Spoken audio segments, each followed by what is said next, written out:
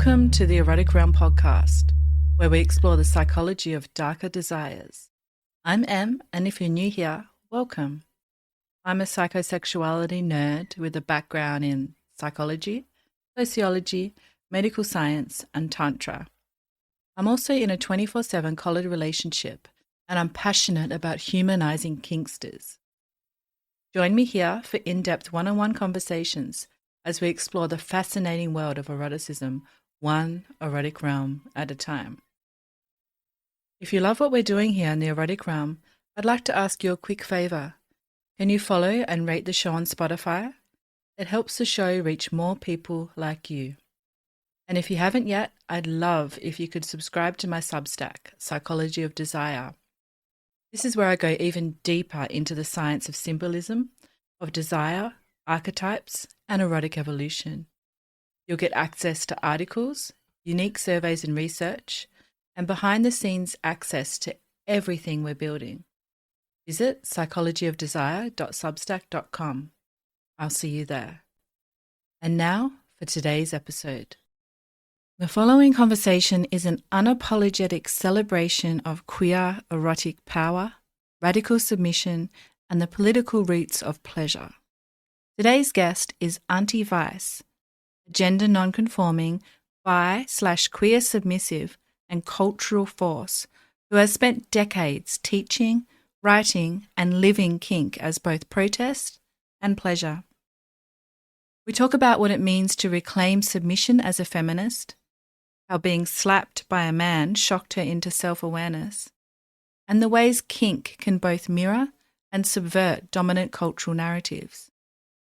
Whether you're questioning your submission, reclaiming your body, or wondering what it means to make your pleasure political, this episode offers an unfiltered look at erotic resistance in action. Enjoy. Hi everyone, and welcome to the Erotic Realm podcast. Today, I'm pleased to have with me Auntie Vice. Welcome, Auntie Vice. I'm so happy to be here. Thank you for asking me. Thank you for coming. So, to give listeners a sense of who you are in everyday life, we'd love to start off by knowing who you are and what you're up to when you're not exploring sexuality and kink. Perhaps some hobbies. My full-time job is kink. I Okay. am a kink writer and educator full-time. Mm-hmm. And so between doing a blog, a podcast, and books, that takes up that's my day job, and it's fantastic. Mm-hmm. Outside of that, I am an avid gardener.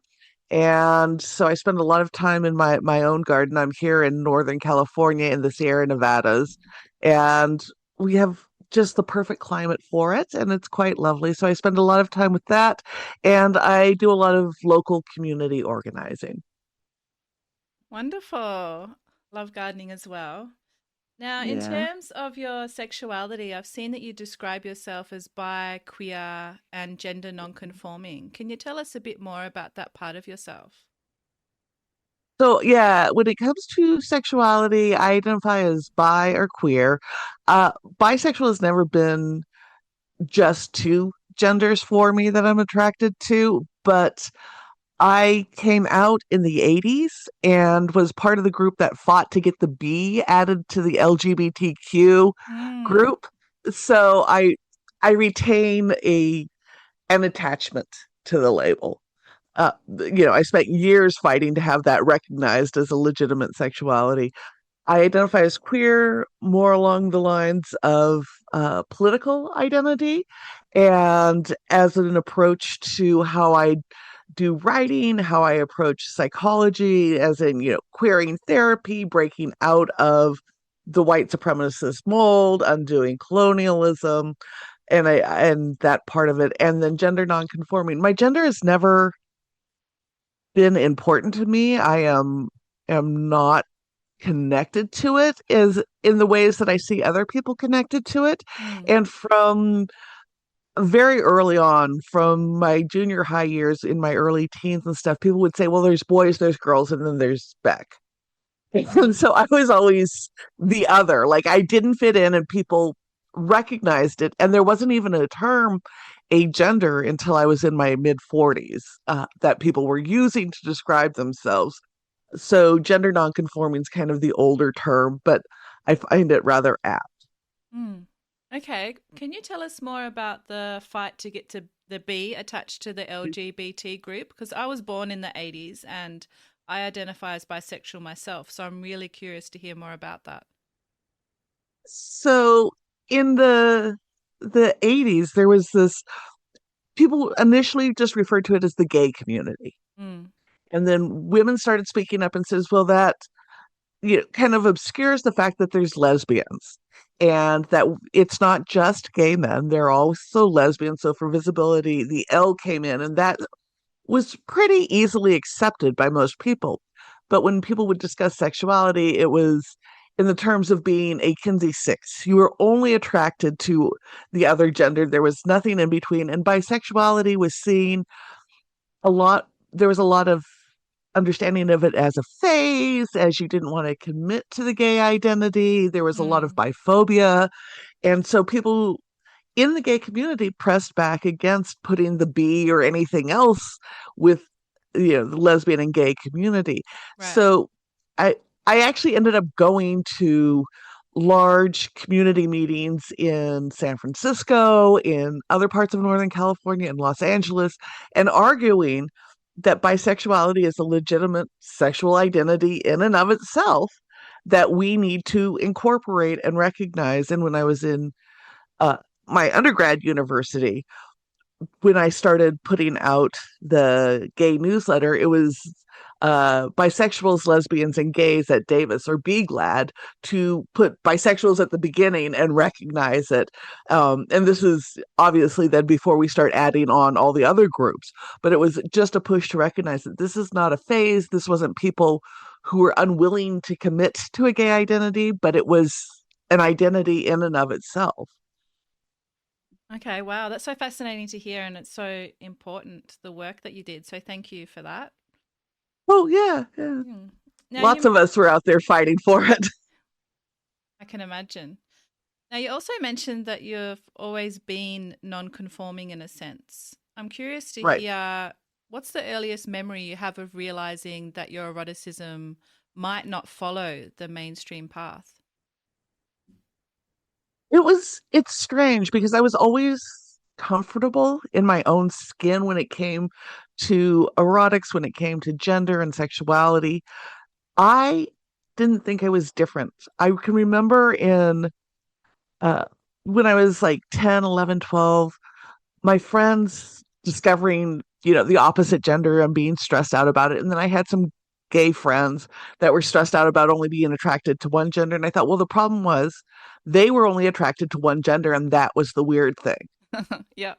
I thought somehow, I'm like, well, of course, you're only attracted to one. That's so exclusive and strange. Why would you do that? Hmm. Of course, you're having stress and problems. So I, I didn't conceive of myself as that bisexual wasn't the norm Mm.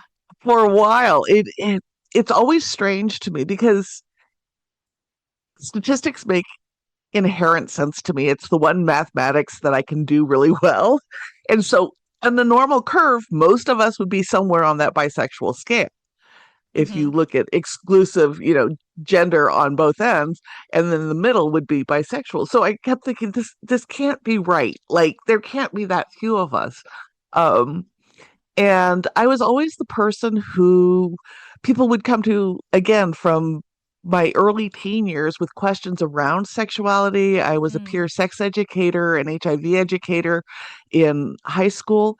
And it's how I got the name Auntie Vice, is when my college besties adopted their son 25 years ago.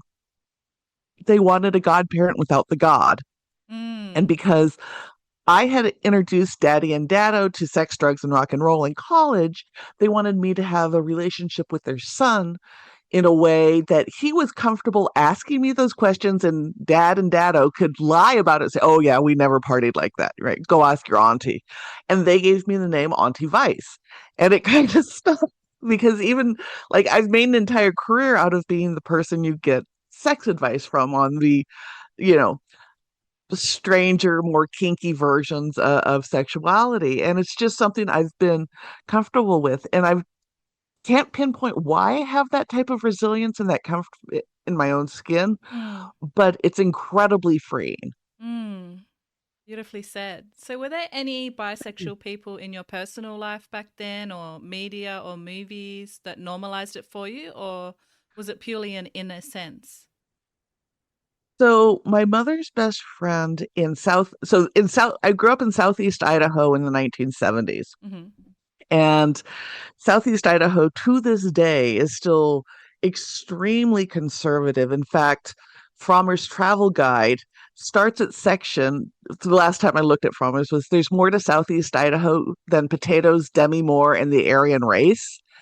Oh. And my answer would be, yeah, but there's not much. Mm-hmm. Uh, because it's the home of the Aryan race and the Aryan Brotherhood here in the US, which is a white supremacy group. Oh, wow. And right, like it's lots of Jack Mormons and all of that. And my mother's best friend was this bisexual woman from San Francisco.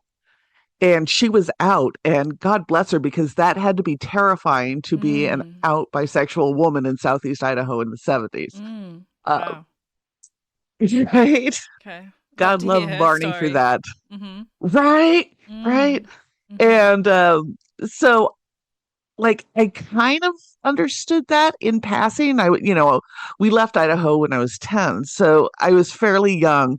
But other than that, there weren't any bisexual role models. In fact, until the 90s, you Mm. couldn't produce a Hollywood movie with gay characters that had a happy ending. There were rules against it. You had to have some devastating ending if you had a gay character. Oh, I didn't know that. That's terrible. Oh, my goodness. Yeah, yeah. Mm-hmm. You couldn't live. That's why you couldn't have gay rom-coms in the seven or the 90s, because it was literally prohibited. They had to end with AIDS or a gay bashing or something like that. Oh, my So goodness. now when we get these gay rom-coms and like all these YA novels where the gay characters have happy endings, like I eat it up because for my Mm. entire youth it wasn't allowed. Okay. I'll look at that differently from now on. Thank you for that. That's something I didn't know. Uh-huh. Mm-hmm. Uh-huh. Okay, there's a powerful feminist phrase that I keep thinking about when I was reading about your story, and it is the personal is political. And it was written by Carol Hanish, I hope I'm pronouncing that Hmm. right, a radical Hmm. feminist and civil rights activist who, in a 1970 essay defending consciousness raising groups, her point was that the issues we experience in private, such as sexism, body shame, pleasure denial, aren't just personal struggles, they're political. They're shaped by culture, and by sharing them, we create space for change. Because you've said your erotic journey is tied up intimately with the political, I'd love to explore this with you a little bit more. So I'm keen to hear, how has claiming your erotic identity publicly and unapologetically become a political act for you? So I've loved that quote since I came across it in my teens. And I Mm-hmm. really do believe it because it's our body is how our journey is mediated through the world. What we look like, how people perceive us, how they read us really changes how they react to us. So that can be on race, color, body size, gender, sexual orientation, the whole thing. You cannot escape your body and how the world reads it. And in understanding that for me, it meant that things like being outspoken about my sexuality, about my identity, about my gender, has always been a way of saying that there's nothing wrong with this, Mm. right? The world may not be created for me. I'm 6 feet tall. I'm, you know, 270 pounds. I'm built like a linebacker. And I make an impression when I come into a room. I always have. And now that I'm older, I'm also completely covered in tattoos. So I understand that how I move through the world, people immediately have assumptions about who I am. Mm. And so creating a space where people like me and people who are very different than me can walk in and still be safe is incredibly important. So I live in a small conservative community here in Northern California. And when I moved up here 5 years ago, there was very little visible gay presence. And what was there was one monthly gathering, and it was mostly white gay men over the age of 60, and they'd gather in private homes. There just wasn't a lot. And so I worked with a friend. She's a former professional dominatrix who's retired up here, and we started Dyke Night. And we very specifically called it Dyke Night because we wanted to make sure it was female forward. We knew this wasn't trying to be acceptable political, professional homosexuals. And we found there's a dive bar where most of the bikers who come through town on their rides on the weekend go and hang out. And it's kind of this working class dive bar. And we take over the patio. And the first night we hosted it 2 years ago, 60 plus women came out Wow. and so we're here. And now that we're 2 years in, the bar loves us. They've Hmm. thrown out patrons who've said bad things about us. They promote our events. They schedule extra staff when we come on. Like, and so we've created this very visible presence. We've had the mayor, we've had the sheriff all come by and have drinks with us. And so, in creating the space for queer women to get together and socialize, which was really needed up here, we've also created a space where we've kind of gotten the community stamp of approval that, yeah, we're cool with queer women. Like Mm. we'll send our politicians, and it's become, in fact, National Geographic just did an article on the 10 best small towns to be gay in America, and we were listed as one of them. What? That's amazing. Congratulations. That's so cool to Thank hear. you. Yeah. And it was just so for me, claiming the identity of, I tell people I'm a cranky old queer, and we started Dyke Night, and now we have gay events multiple times a month. We're Tons of people are out there and organizing, and we have everything from like a gay homesteaders group to we have dykes on hikes. Like Mhm. we've just kind of embraced the local culture, but we've made it very queer friendly. So is this what erotic resistance looks like for you? Because a lot of people, Mhm, when they think about the personal is political, they often think about protest signs or activism. But what mhm. you're describing is a different way to have erotic resistance. So mine is creating community spaces. Mm. I don't believe we get through this alone. Hmm. And I believe community service is the cost of being human, right? We have to serve our other people around us and create safe space. So a protest can, show a political movement or whatever. People can show up for that. But in coming in and creating a space where it says you're safe and we'll celebrate you for who you are, whether it be gay or trans or whatever, kinky, anywhere in that spectrum, and we will celebrate you and make it okay and make it safe in your community goes much further than holding up a protest sign, Mm. right? Because Hmm. there's something when the more people you have who feel that they can be comfortable, at least in some spaces, the more space that creates for others to come in and support it, and it grows. Hmm. I love that. Thank you for creating those spaces. It's so needed. Oh, thank you. Hmm. It's so much fun. Like It we have sounds an it. absolute blast. Hmm. And now we have little romances blooming, and I like Oh. to watch and go watch all the little sapphic love bloom at the Hmm. events, and it's fun. Hmm. I'd like to chat about the intersection of feminism, submission, and kink now. You Mhm. mentioned in the podcast form about once being shocked at how much you like being slapped by a straight man. Can Uh-huh. you take us into that moment and what surprised you the most? So I grew up, I was raised in second wave feminism. It's been part of my studies, it's been part of my work. And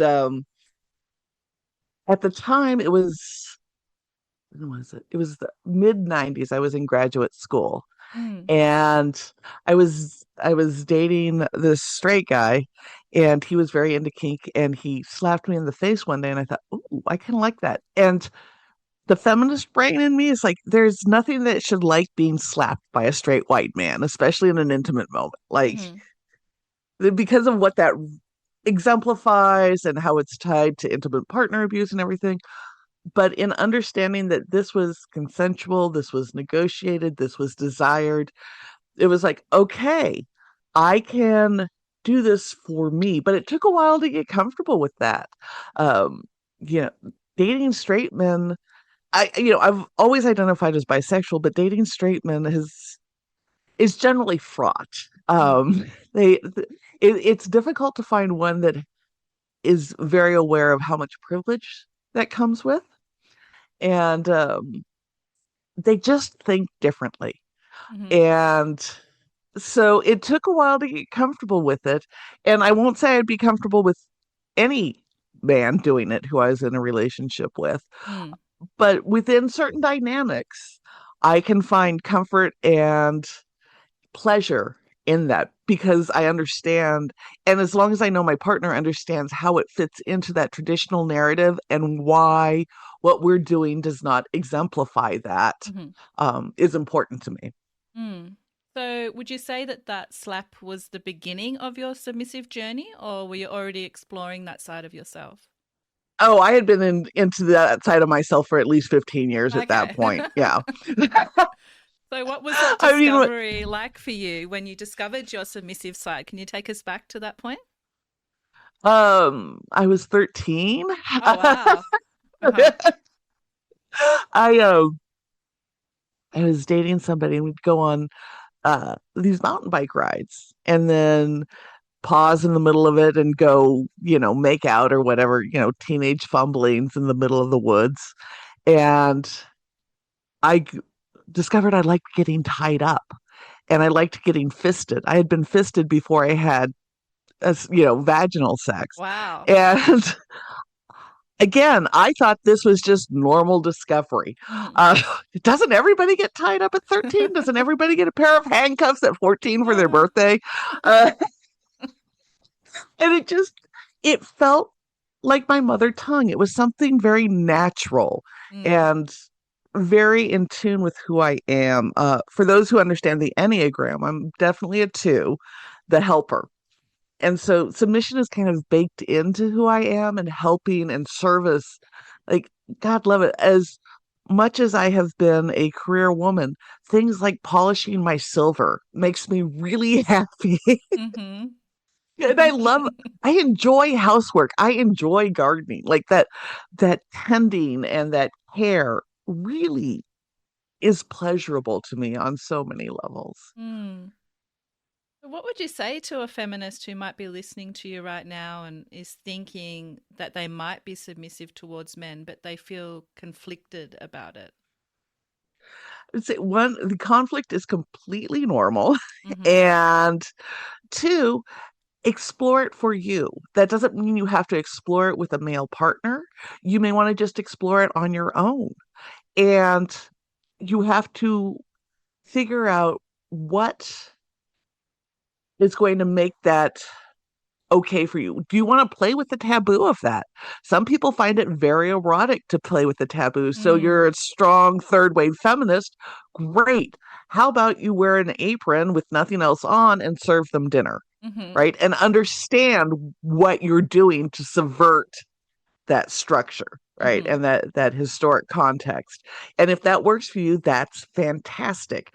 Um, for me, I have to be with a partner who sees me as an equal on the day to day. And within our dynamic, then I can take submission. So my current dominant will refer to me by my title outside of the bedroom. Like we've worked together. I know he respects my writing and my work. And then I will do the dirtiest, least feminist things in bed with him Mm-hmm. Love it. because we both have an understanding of the systematic oppressive systems that push on us and why within our dynamic where we want to pervert those. Mm-hmm. So would you say that Hmm. you've found empowerment through your submission? Definitely, Mm-hmm. definitely. Being able to be comfortable in who I am and with my desires and Mm. not have any shame around it is incredibly empowering. Mm-hmm. Shame has so much control over so many people. Mm. And so to be able to say, no, this is who I am and I am totally okay with it is incredibly freeing because I don't worry about somebody finding out. Like Mhm. my parents know this is my daytime job. Like, Mhm. Yeah. I was in the food co-op today and ran into somebody who I hadn't seen in several months. And I asked her how she was doing, and she said she had just come back from a colonoscopy. I said, "Well, I hope you get the results back." She's like, "Yeah, yeah, we're just working it out." She's like, "My hemorrhoids are awful, and I'm telling my doctor how I want things shoved up my bum, but the hemorrhoids are in, not working." And I'm thinking, this is because I'm really out with who I am. I'm having this conversation as we're looking over the organic fruit section. Mhm.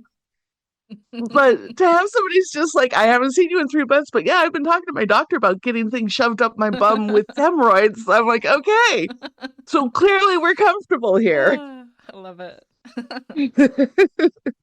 So, how would you say submission has reshaped your understanding of power, both in and out of the bedroom?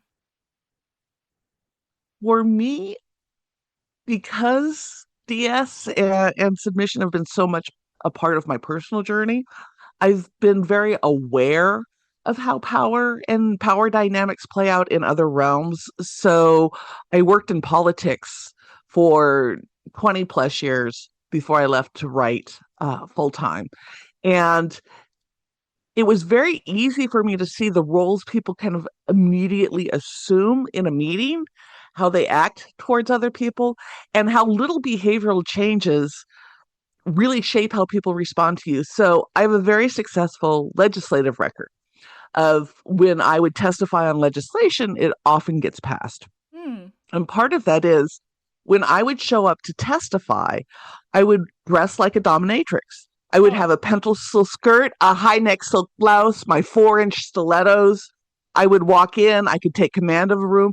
And every legislator on that dais was like, oh, she knows what she's talking about. I could have told them the sky was pink, but because I'm tapping into that subconscious Dom thing that they're picking up on and that culturally we recognize, Mm. like they're like, oh, of course she knows what she's talking about. Mm. And so it was like you can see how little things like that work, or just knowing when to be quiet and knowing when to speak.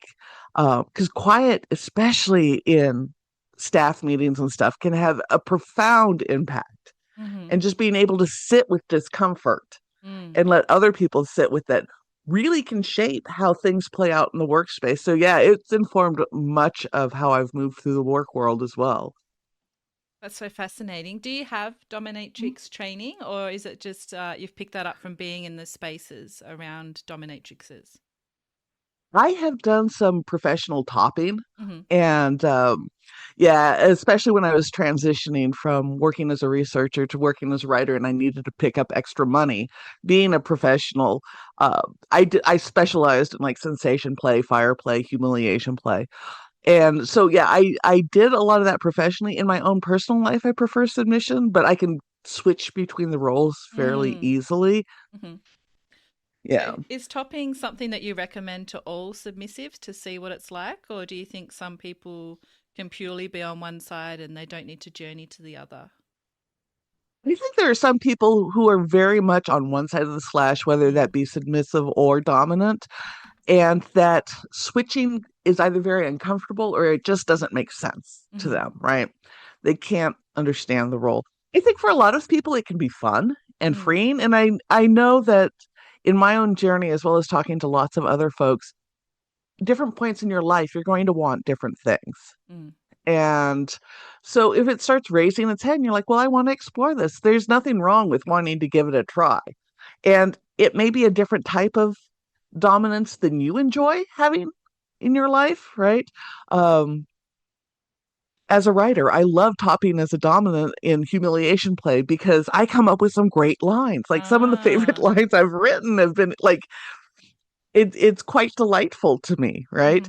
Hmm. Um, so you know, if something is kind of pulling at you and saying it seems interesting, there's nothing wrong with giving it a try.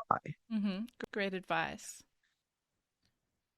So, another tradition we have on the podcast is exploring an article or a book with you. And there's a book I wanted to bring into our conversation today. It's called Techniques of Pleasure, BDSM and the Circuits of Sexuality by Margaret Weiss. She's an anthropologist who immersed herself in the San Francisco kink scene and explored how BDSM is more than just play. It's about power, politics, identity, and how we manage our desires within a culture that's constantly shaping them. So she writes that BDSM often mirrors dominant culture even as it resists it. Have you noticed this occurring in the BDSM scene or even in your own life? Do you think BDSM often mirrors dominant culture even if it is resisting it? I think that's been more true post 50 Shades of Grey. Mm, I've came into the scene in the late 1980s, and at that time queer BDSM either parodied the dominant culture very, very readily. Like you would have a lesbian couple with a butch and a femme right.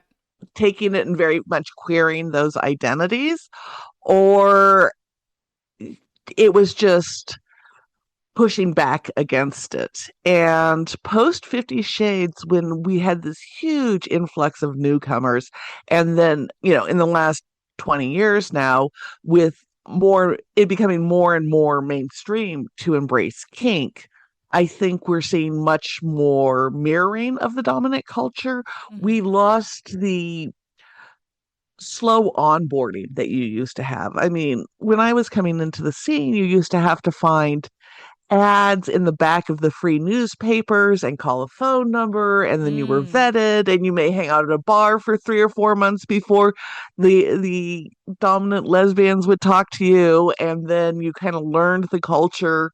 And you know it was a very different process. We didn't have the internet, we mm, didn't have readily accessible information on it. The first books about kink I bought in the back of gay bookstores in the late 80s.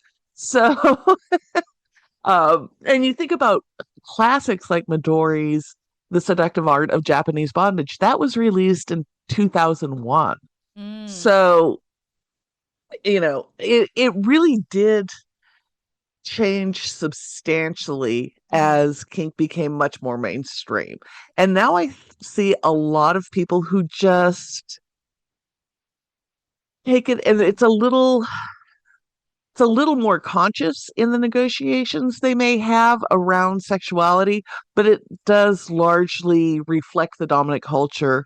Um, you know, in most spaces, even in queer spaces these days. I was talking to Janet Hardy on my podcast about a year ago, and Janet, who's been in this world for decades, was telling me she had gone to get coffee recently in San Francisco, and these two gay men were in front of her, and one was telling the other about a hookup he had the other night, and he was worried the guy would think he was a slut because he put out on the first date.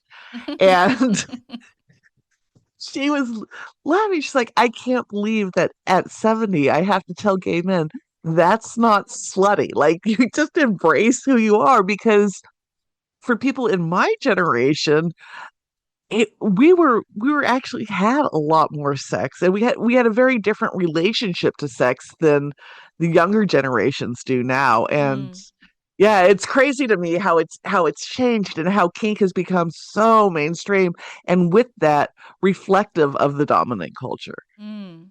Okay. So, what do you see happening in the future of the kink community? Do you think some process of vetting will return to try to reclaim some of what's been lost? Or do you think that's not possible now moving forward? I don't really think it's possible. I, Mm, I think now with everything online and readily available to people, as well as the representation within the larger culture, it's just here to stay. It's going to be part of people's sexuality and exploration. In the US, we are definitely facing a uh, moral turpitude crisis. People are terrified, about people accessing porn. We just had the Supreme Court say that it's legal for states to require strict age verification before accessing any site that may have pornography on it. Mm. We're going through book bans. There's all sorts of limitations, and people are desperately trying to claw back uh, access to some of this stuff. But the reality is, it's not going away. We will No. retain access. People will always be able to find the information. It may not be good information, but they'll be able to find information. Mm-hmm. And um, it'll continue to evolve. Had you asked me in the mid aughts if kink would be this well talked about and documented and people doing academic work on it, I would have thought you were crazy. Mm-hmm. Um, and now multiple universities have entire sub departments dedicated to studying the BDSM community. Mm-hmm. So it just changes in ways I don't think we can see where it's going. Mm-hmm. And I'm kind of interested to see what the newbies who are new in the scene today, how they change it in 20 years. Mm-hmm. Yep, it's Yeah. always good to have a sense of curiosity and hope as well for the future. Mm-hmm. Yeah. Yeah. Now, in I the mean, I hope we get weird, but yes, yeah, yeah, hopefully stay weird. Mm-hmm. Now, in the book, Weiss also speaks about emotional labor. How do you think the emotional labor of kink, especially as a submissive and an educator, is underappreciated or misunderstood in both mainstream and kink communities? so I think it's on multiple levels. Mm-hmm. The emotional labor done by sex workers, especially kink sex workers, is hugely underappreciated and undercompensated. Mm-hmm. If, you know, I've been doing a lot of work on my most recent book in the last couple of months and reading a lot of interviews with various sex workers and studies done with them. And the emotional labor makes up 30 to 40% of the time they spend with the client. Mm. And that I think is really underappreciated because I think people want safe spaces to be seen as who they are. And for some of us, that's our relationship. And I think, in my experience, submissives do a lot of that emotional labor of seeing their person for who they are Mm-hmm. and making it okay for them to be who they are. And I think a lot of that, you know, which is traditionally women's labor, is underappreciated in the amount of time and effort that goes into that. And I think even the people doing the emotional labor may not recognize how much energy that takes. Mm-hmm. And so, yeah, there is an incredible amount of emotional labor that goes into it because for really good kink, you've got to be okay being who you are, and creating space for that can be very difficult for some people. Mm. I'm so curious to hear about this one. Do you ever feel tension between your public education of kink for others through your teaching, your podcasting, and your private experience of desire? How do you stay connected to your own erotic truth? So, what I teach, what I practice in public is aligned with what I do in private. Mm-hmm. There are certain things I've negotiated with partners that I don't talk about in public because Mm. we want to have certain things that are just ours. Yeah. And I think when you're a very public person, especially in this realm, there's certain things that, just you want to keep them private because it keeps them kind of special and it keeps them kind of yours. Mm-hmm. And it's not because there's any shame around it. It's just we want to have something that's ours that not everybody sees. Mm-hmm. And as somebody who's performed in sexuality spaces, my partners want something that just we do together that not everybody gets to see what I do, right? Mm-hmm. Yep. Um, so the tension I think comes from at least in the US, there's a lot of things that are now no longer acceptable in various dungeons that I enjoy doing. Oh, okay. And so things like piss play, Mm. extreme degradation and humiliation, um, and blood play, right? These are things I enjoy. And because of either health reasons or zoning or whatever, they're banned in various spaces. Ah. And so that creates, like, I would love to take my dominant out and play at some of these conferences, but when I look at the list of things that are off the table, it's like, well, that's 2/3 of our scening. Mm. And I mean, I get it. It is to protect, because even people who we both know and who kind of know who we are and have brought into a scene as a third person can get very upset at some of the levels of play we do, Right. because we're both very intense players, and beating somebody until they bleed is very upsetting, for especially if you're hurling insults at them and everything. Mm-hmm. Can be very upsetting. So, and I get why there's a lot of spaces that don't want to allow that. It makes it harder to do anything publicly, and sometimes because you're like, well, I'm just too kinky for this group or Mm. whatever. And that's where the tension comes in. So are you saying there's no spaces like that anymore in the US, or it's just very limited? Um, it's limited. Mm. There's a divide. So on the West Coast, there tends to be very little sex in play spaces. A lot of Mm-hmm. spaces ban any type of intercourse or blowjobs or whatever. On the East Coast, there tends to be a lot more sex, but they ban a lot of the heavier kinks. Right. And the only space I've been in where I could do everything that I had wanted to do was Chicago. Like, you got to go to the middle of the country in a big city to Okay. find those spaces. But yeah, it really depends on where you're at and what's allowed. But yeah, it definitely changes by location here. Mm-hmm. I'll have to keep that in mind Yeah. for my future trip to America. Yeah. Yeah. Yeah. Depending on what you want to do, check out their do's and don'ts list. Mm-hmm. Now, as part of the conversation today, I asked you to bring along something to share, such as a quote, book, or a movie that's influenced your sexuality. Can you share with us what you've brought along today and how it shaped your understanding of your erotic realm? So, in terms of sexuality, I love talking about The Secretary, and I'm sure I'm not the Mm. first person to bring it up on the podcast, Mm-hmm.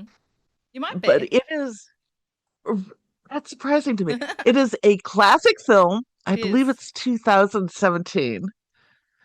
Um, and it's with James Spader and Maggie Gyllenhaal. And James Spader is this attorney. It starts when Maggie Gyllenhaal gets out of a locked institution she's in Australia, and I think it's in Perth is where it takes place. But she goes to work for James Spader as his secretary. And she had been in the locked institution because she self harms through cutting. One day at work, he notices the scars behind her knees from where she's cut and introduces her to BDSM as a form of sublimating the desire for self harm. Mm. Um, and in a lot of ways, it's a very traditional rom com type of, she falls in love with him, he's tortured, she has to prove her love to him, and then it Mm. ends and they're having this, very kinky wedding and stuff at the end. And she has a brat tendency and all of that. Uh, Mm-hmm. and it's really sexy. It's like so many mainstream things around BDSM is they link BDSM to mental illness, Mm. um, which I have a problem with because there's no evidence that our communities are any more plagued by various mental illnesses than the vanilla world. But Mm-hmm. it's a very sexy movie, and her extreme level of submission towards the end of the film was like so ridiculously hot to me. Mm-hmm. Mm-hmm. And, Mm-hmm. and that Yes. level of discipline and submission was just set me off in a way. I'm like, yeah, this really is my mother tongue. Like, I could see myself going that far. And I hadn't thought about that level of extreme submission and dedication until that Mm. film. But man, it was a hot film. Yeah, the show is. I recommend it to anyone who hasn't seen it. Mm-hmm. Yeah, yeah. Mm-hmm. But yeah, no, and the way they show a lot of the kink. I mean, the fact that they didn't negotiate any of it is problematic, and it's Mm. problematic that it relates to mental illness. But the representation of that kink relationship, and just her exploring her kinky side and going through the personals and having, a dozen bad dates, and Mm-hmm. was so very true to my experience, and I loved it. Mm. Thank you for It was sharing. Yeah, it was probably the closest representation on film I had seen to my experience up to that point. Mm-hmm. Yeah. So you write about sex and kink a lot. Can you share with us about the three nonfiction books that you have written and why you wrote each of them?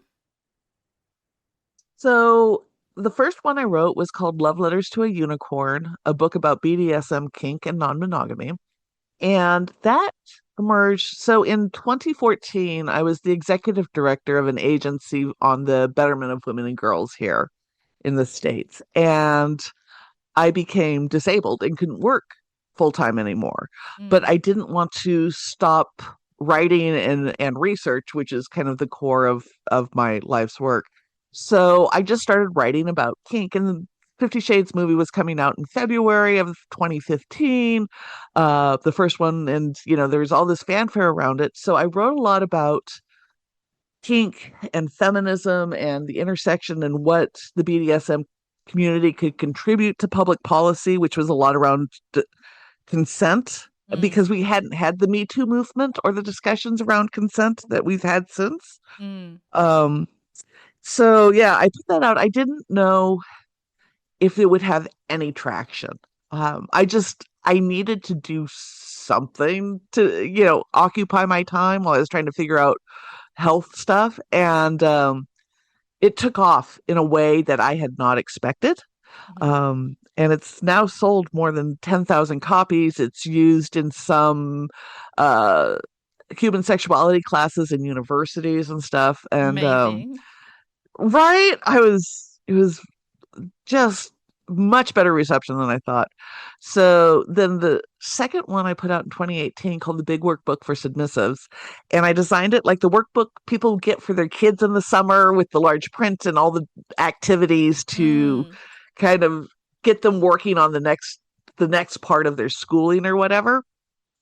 And so I put that together on submission because what I had noticed in the community is a lot of people come in, they're introduced to one style of dominance or submission or kink, and they get stuck, and they don't continue to explore. mm, So if you come in and you are a service submissive, then that's what you stay with, and you may not explore pet play or you know any of the other myriad forms of kink. And what I love about kink is it's a choose your own adventure journey. So I put this workbook together so that people could continue to explore and find new ways to connect with their eroticism and their sexuality, and not get stuck. Um, and then the third one, in 2020, I did an online class, 30 Days of Kinky Self Discovery. And it was 30 sessions exploring the kind of the biggest conversations you have when you're discovering your kinky self, right? Um, and so at that point, I'd been teaching for a decade. So I kind of refined down to the 30 best exercises I have for people to kind of explore who they are as a kinky person on any side of the slash, any identity. And I put that one out. So that came out. And then early next year, I'll have another one coming out cool. through Kingsley Publishing on BDSM and mental health. And it's on how Mm, to navigate a relationship if one or more people have a mental illness. mm. So So specifically it a is, kink relationship. yep, Yep. yep. So it's a lot of the science behind it and Mm, what the science says and why non-normative brains work the way they do. So, for example, autistic brains work differently. The world is not designed for that type of brain, mm-hmm, right? But it doesn't mean you're not kinky. It doesn't mean you don't desire relationships. You just have different forms of communication. And so there's a whole bunch of stuff around how to communicate to a neurotypical partner what you experience, how to read what you need, and what you need to effectively communicate. mm-hmm, Um, or for people who there are different people who some people like spontaneous conversations about relationships and are fine with high intensity conversations. Other people like scripted conversations and need time to think about it in advance. mm-hmm, So, how do you negotiate if you have a mixed communication model between mm, partners? mm, So there's a lot of that, and for more more severe mental illness, like what does it look like when your mental illness flares? If you get suicidal on a regular basis, what do you need your partner to do to keep you safe? Can you communicate about it at that point, or do you kind of shut down? Mm. So there's all these conversations we have to have when one or more people live with a mental illness, especially if you're in any type of power exchange or DS dynamic. What does ongoing consent look like if your brain goes through different cycles and doesn't communicate or doesn't experience the world in the same way? If you have hallucinations on a regular basis, what does that mean for sex with a partner on a regular basis? Mm. Wow. Yeah. Okay, they all sound amazing. Thank you for all the work you've put into each of them. Oh, They thank you. really, yeah, they really sound super useful for the community. So, where can people find your books if they're interested in reading them? So my books are on most platforms, Amazon, Google Play Books, Barnes and Noble. They're on my favorite, which is bookshop.org, which supports independent bookstores around the world. Mm-hmm. And you can get them through there. There's a lot of bookstores that have them. And then you can get the ebooks on my website, which is loveletterstoaunicorn.com, and you can download those on my site. And you're known as Auntie Vice for the author of all of those books?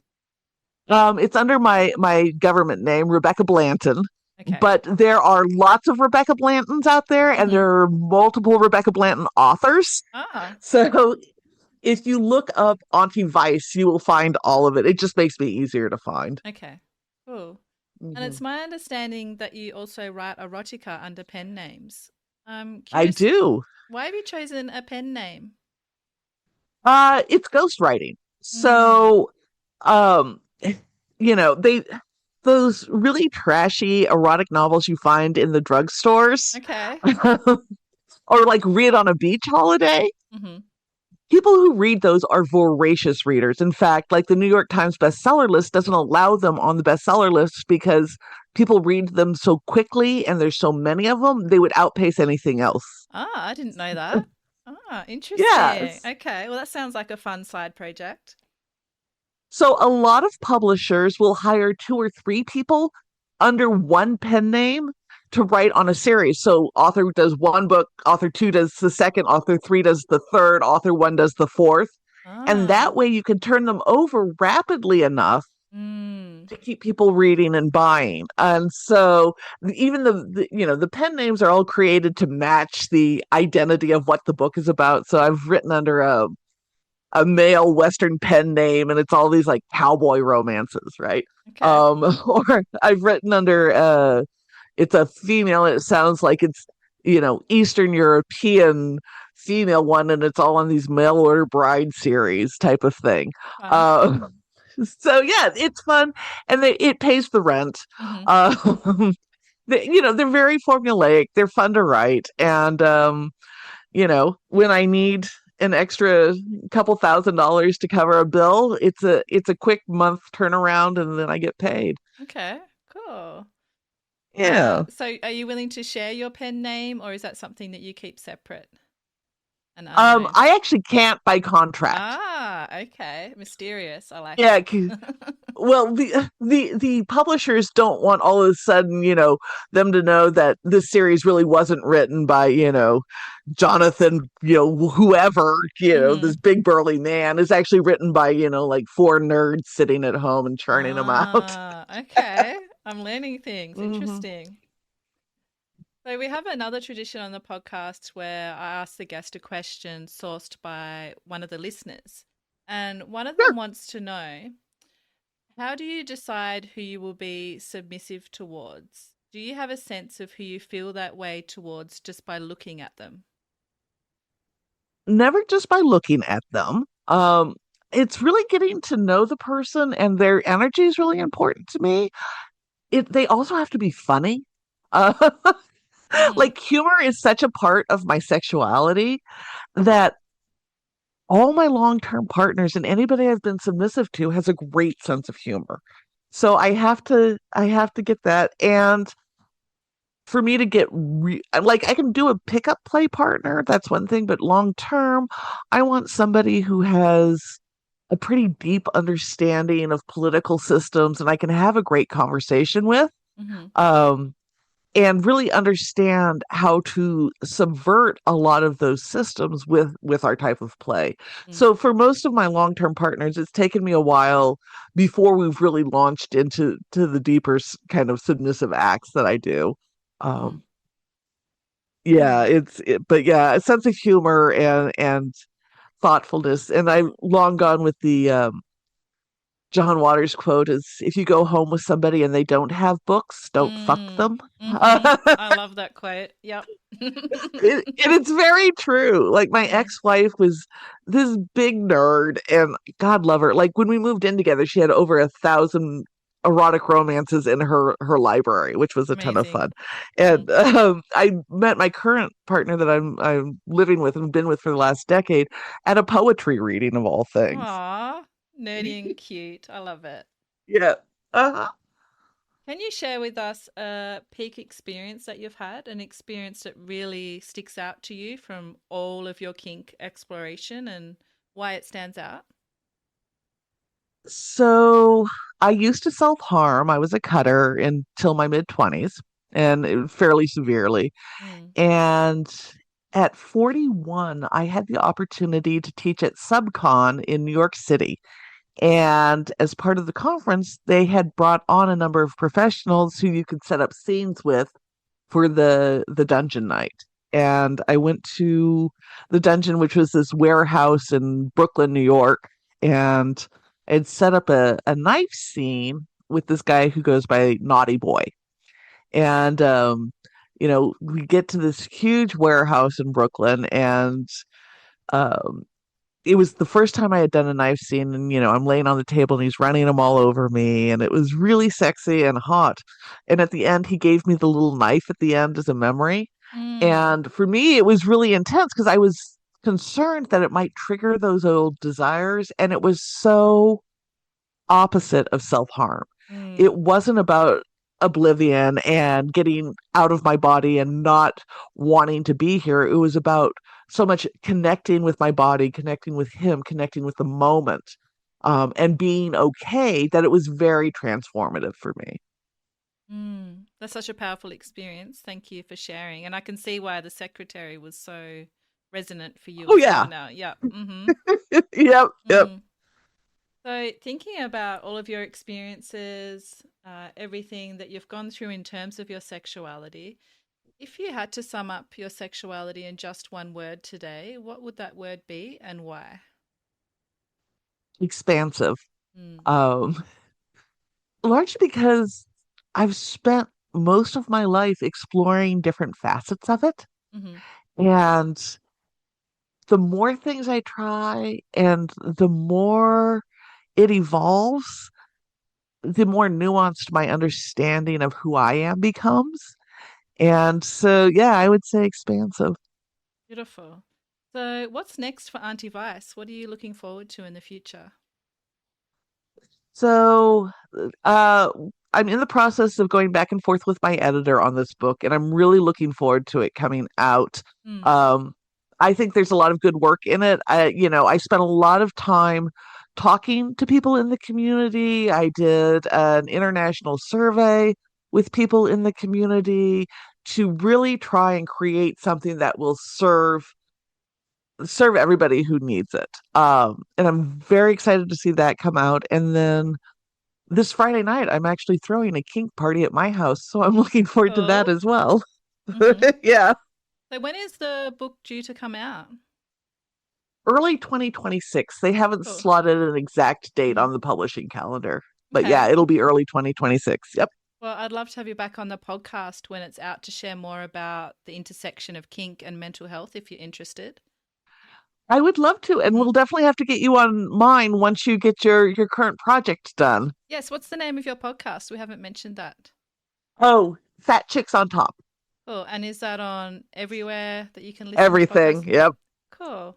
Yep. Wonderful. Well, I'd like to thank you for being so open and sharing yourself with me and our listeners today, Auntie Vice.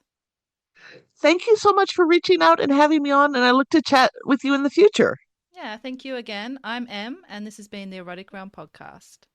Thank you for listening to the Erotic Realm. If this episode stirred something in you, please take a moment to follow the show, leave a rating or write a review on Spotify or Apple Podcasts. It helps more people find the show and brings visibility to this deeper conversation about eroticism and self-understanding. I'd also like to invite you to dive deeper into the psychology of desire, including my writing, research, and upcoming courses over at psychologyofdesire.com. And if you want the full experience, join thousands of curious minds on my Substack at psychologyofdesire.substack.com, where I release the Psychology of Desire case files, behind-the-scene thoughts, and intimate reflections every week, plus more. Until next time, stay curious, stay embodied, and keep exploring. Also, as always, stay perverted.